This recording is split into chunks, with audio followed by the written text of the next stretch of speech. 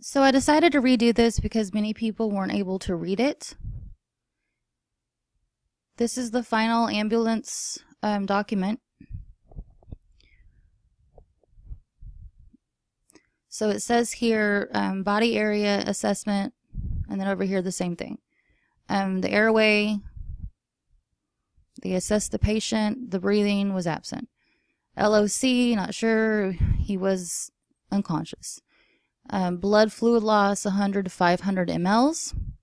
They repeat that again. Trauma noted to the back of the skull. Minor bleeding noted upon crew arrival.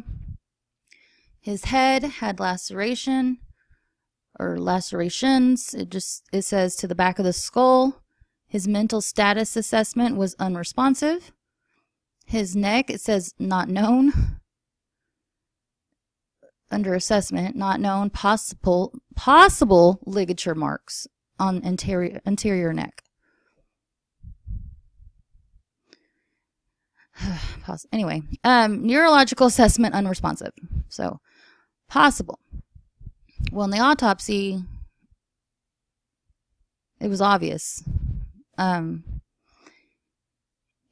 primary impression of Chris, I guess, cardiac arrest, cause unspecific. So, big red flags right here, and right here. And then this. But none of this was in the autopsy. The cops didn't say anything about it. The detective just blew it off. Didn't even want to look into why this might have occurred. And then the 911 operator is the only one that actually, the 911 call is the only reason why we know about this. And then this document that I have. And it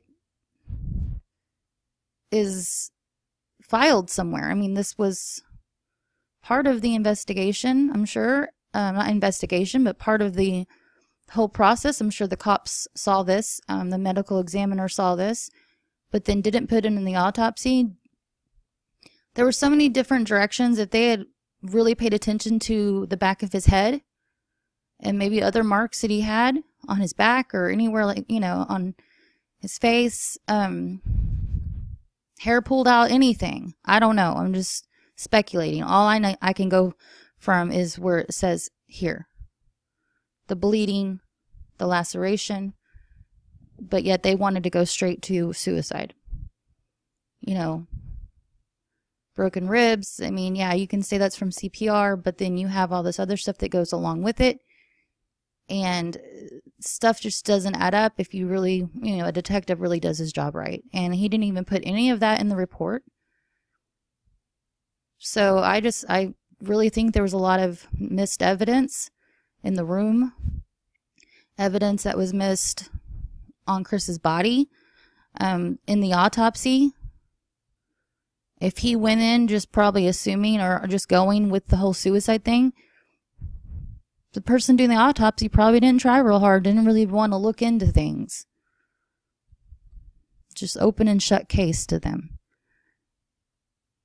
And that, I think, caused a lot of missed, missed stuff. And now you can't get it back. It's done. Anyway, I just thought I'd share it. Not like it's going to help anything, but for a lot of people that are still upset, curious, and I thought, that they might want to see this. Anyway, all right. Talk to y'all later.